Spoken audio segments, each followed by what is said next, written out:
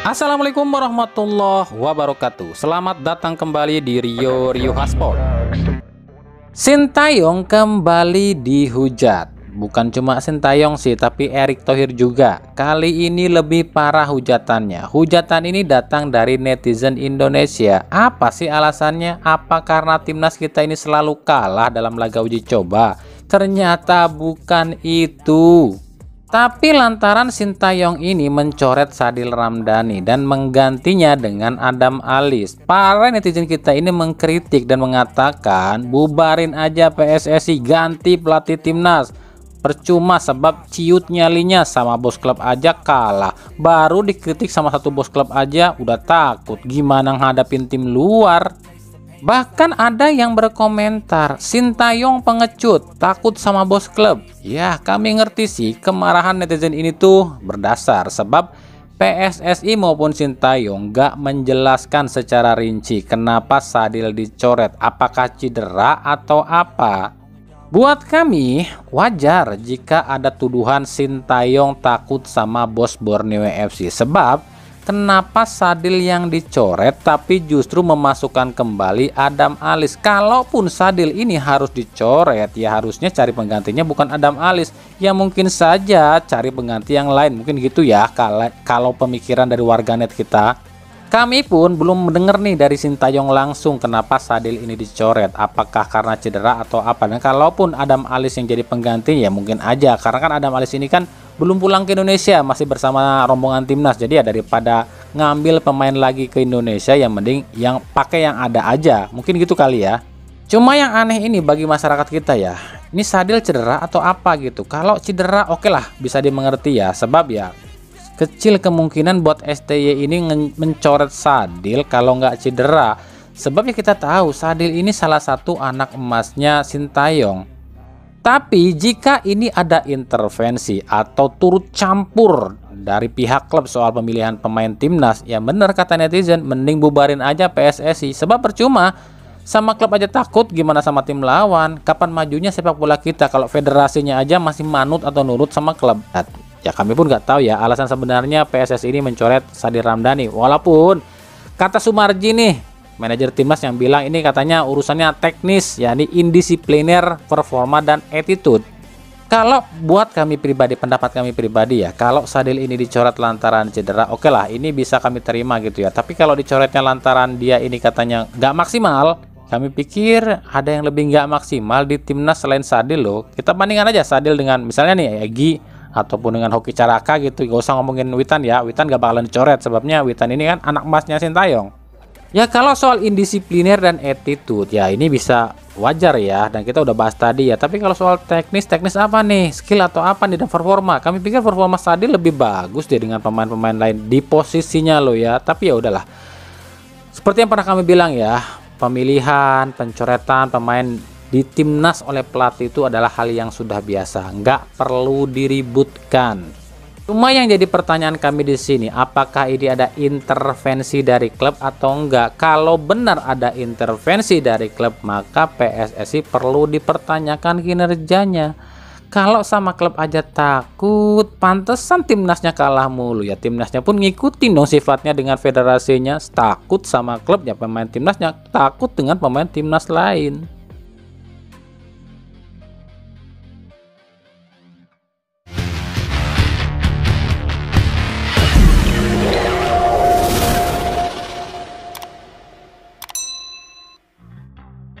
Soal Sadil Ramdhani ya udahlah ya, nggak usah diperpanjang, nggak usah dibikin ribut, nggak usah bikin heboh juga, ya usah saling menyerang akun timnas ya. Kalau kalian mau nyerang, serang aja nih akun dua youtuber asal Amerika, yakni Edward Reynoso dan Soltero. Kenapa harus diserang? Dua orang ini nggak ada hubungannya dengan Indonesia, bahkan tahu sepak bola Indonesia, bahkan tahu timnas Indonesia aja enggak dua orang ini. Tapi dua orang ini berani bilang timnas Indonesia kita adalah timnas terburuk di Piala Asia ini. Dalam sebuah podcast yang bernama The Give and Go, dua orang ini mengatakan dua tim terburuk di Piala Asia ini adalah Indonesia dengan Hong Kong, sebab dua negara ini paling rendah peringkatnya. I'm gonna give you a maybe. There might be two joint worst teams. Okay. But I'm gonna go ahead and say, sure. Yeah, I'm gonna say yes. And I think that team would be Indonesia. Yeah, that team would have to be Indonesia. I think. Really? Yeah. And Indonesia's like 146. Yeah, I mean, what's the difference at that point, though? Yeah.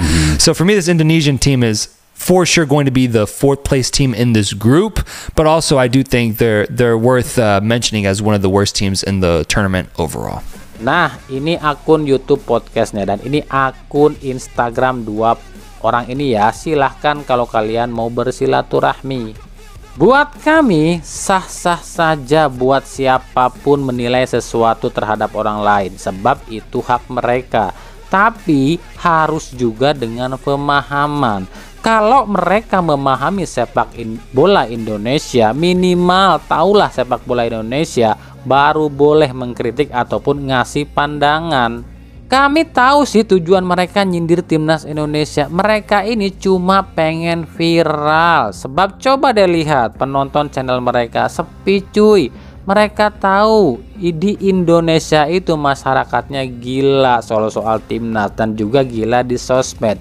Makanya mereka bikin kontroversi biar YouTube mereka ini dikenal dan rame alias jadi pusat perhatian masyarakat Indonesia. Tapi ya silakan saja, itu terserah kalian, mau dicaci maki ya terserah kalian lah. Kita beralih ke berita klub. Kita mulai dari Persib Bandung. 2009-2010 Jaya Hartono selaku pelatih Persib sukses torehkan rekor tersendiri, yakni 17 kali unbeaten yang belum terlewati hingga sampai saat ini.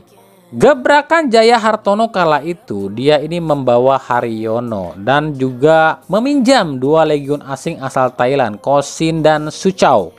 Sayangnya 2 pemain Thailand ini tuh nggak nyampe putaran akhir Liga Indonesia kala itu ya, yang membuat performa Persib jadi anjlok, yang akhirnya Persib ini cuma bisa finish di urutan keempat di akhir klasemen. Nah musim ini Boyan Hodak 13 kali unbeaten, tapi justru hancur gara-gara ambil 2 pemain baru. Ini menurut kami kontra banget ya.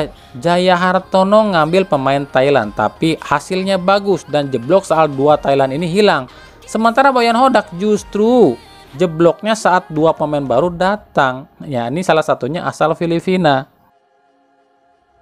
Nah tersiar kabar musim depan Persib ini akan pakai 2 Filipina. Ya seharusnya sih Persib udah punya 2 Filipina di musim ini. Kan ada 1 tapi 1 ini disimpan. Nah pertanyaan yang muncul adalah, yang pertama, apakah 2 pemain Filipina ini adalah Mendoza dengan Sato atau Mendoza dengan 1 pemain baru? Pertanyaan kedua, kalau yang 1 pemain baru siapa? Apakah Omid atau yang lain? Yang ketiga, kalaupun Persib jadi musim depan pakai 2 pemain Filipina, apakah akan seefektif duo Thailand di Persib di 2009-2010? Kalau pakai 2 pemain Filipina, sebenarnya di Liga 1 musim ini udah ada contohnya, yakni Barto Putra yang awal musim ini pakai 2 pemain Filipina, yakni Mike Ott dan Charlie De Murga. Tapi apa hasilnya? Tetap nggak maksimal. Yang artinya para pemain Filipina ini nggak semuanya bisa teruji saat main di Liga Indonesia. Tapi kenapa giliran pemain Thailand selalu teruji? Contohnya musim ini ada Elias Dolani di Bali United, satu-satunya pemain Thailand, tapi oke, bagus. Nah pertanyaannya kenapa Persib nggak coba ambil pemain asal Thailand sih? Ya kalau itu kami pun nggak tahu, apalagi saat ini kan hubungan antara Thailand dan Indonesia ini di sepak bola agak renggang nih usai gara-gara keributan di SEA Games. Elias Dola aja waktu terima tawaran Bali United habis dikritik sama Federasi Thailand. Kalaupun Persib musim depan pakai, seandainya lo ya pakai pemain Thailand, kira-kira siapa tuh yang cocok, kiper atau pemain lain?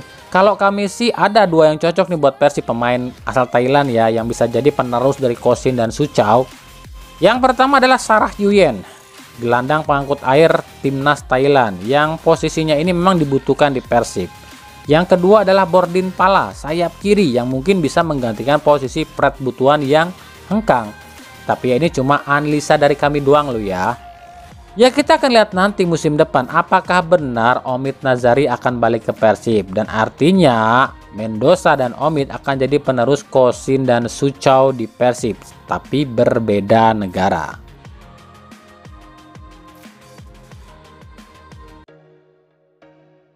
Dari Persebaya ini banyak yang salah persepsi atau salah menduga, yakni soal Jose Wilson yang hadir di acara latihan Persebaya. Nah, video ini dibikin heboh sama akun gosip yang bilang Jose Wilson akan balik ke Persebaya gantikan Paulo Henrique. Padahal faktanya Jose ini kan main di Malut United, dan kebetulan Malut United ini akan melawan Deltras FC yang kebetulan tempat latihan Deltras FC ini tuh satu tempat dengan tempat latihannya Persebaya. Ya sama kayak King Eze dulu yang latihan di GBLA bersama Bekasi City FC, dianggap balik lagi ke Persib. Ya kami pun gak bisa memastikan apakah ini kode Lord Jose ini akan kembali ke Persebaya atau enggak. Itu sih kita lihat nanti musim depan aja.